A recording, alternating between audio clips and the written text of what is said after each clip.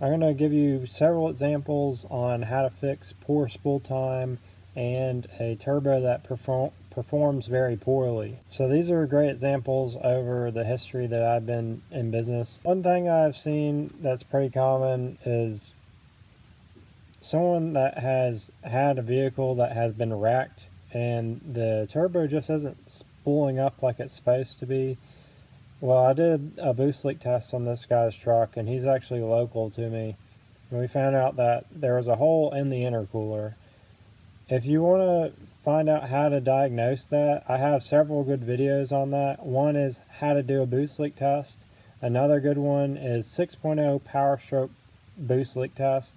And I also have one for the Chevy Cruze. I use that same method to detect the leak that this guy's truck had. Another problem I seen is one that wasn't wrecked and it just had a factory defect in the intercooler. It was leaking, there was no damage there. I just ended up patching that with JB Weld because that just seemed the easiest way, or really the only way that I could fix that. It was just in the corner of the intercooler.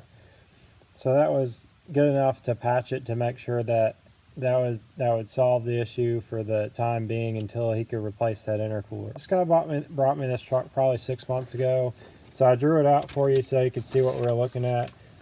The turbo outlet pipe was on this side. See, it's got a beveled end here, and then the intercooler pipe was on this side and it had a bevel end here. Well, the coupler he was using looked like this, and with the coupler installed on, connecting these two pipes, because the bevels were so close to each other, the beveled coupler went over top of the bevels, which prevented it from sealing. So it was leaking really bad at these ends here, even though we had T-bolt clamps on them. That was on a 2006 5.9 Cummins.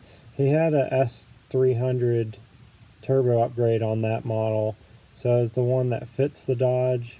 Because he had that weird coupler on there, that's why it would never seal correctly. He said that it acted weird, like sometimes it would like lose boost or something. So that was a pretty big leak on that guy's truck. And the way to fix that is just to put the correct coupler on there. I built this guy a turbo it was 2 years prior to him actually sending it back. He told me that the vehicle didn't make power for some reason, and I asked him if he did a boost leak test, and he said, yeah, I already did that, it just doesn't work right. I know some people's time is so valuable that they don't have time to check anything, but I'm going to show you what the problem was with his turbo. You've got this plunger area that runs across the bearing housing. This plate has to be cut for that to fit.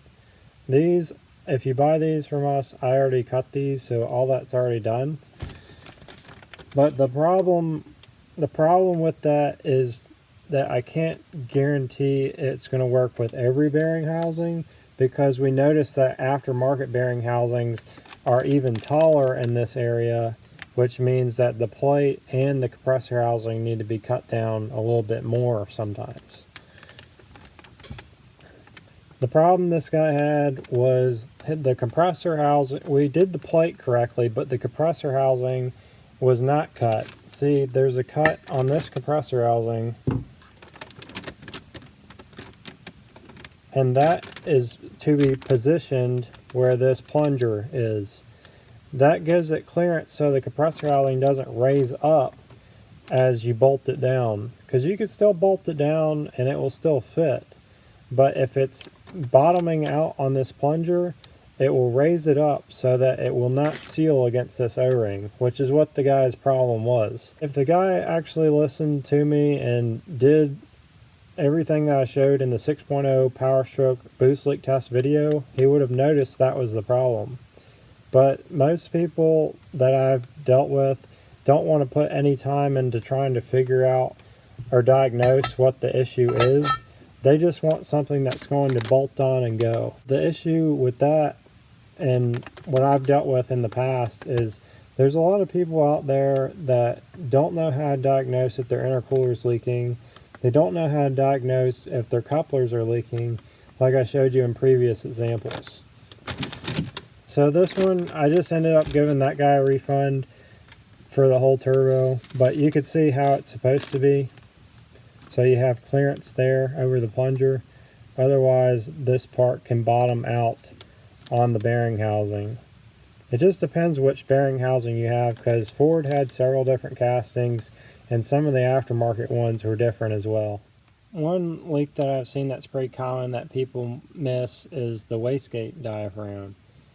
Boost pressure is designed to come from the turbo and go to this diaphragm to open this wastegate at a given PSI. People most commonly miss when this diaphragm is busted, the air pressure goes through this wastegate and exits at the bottom of it because this diaphragm is no longer sealing. One way to test this is to put air pressure here and see if it's leaking out the bottom of it.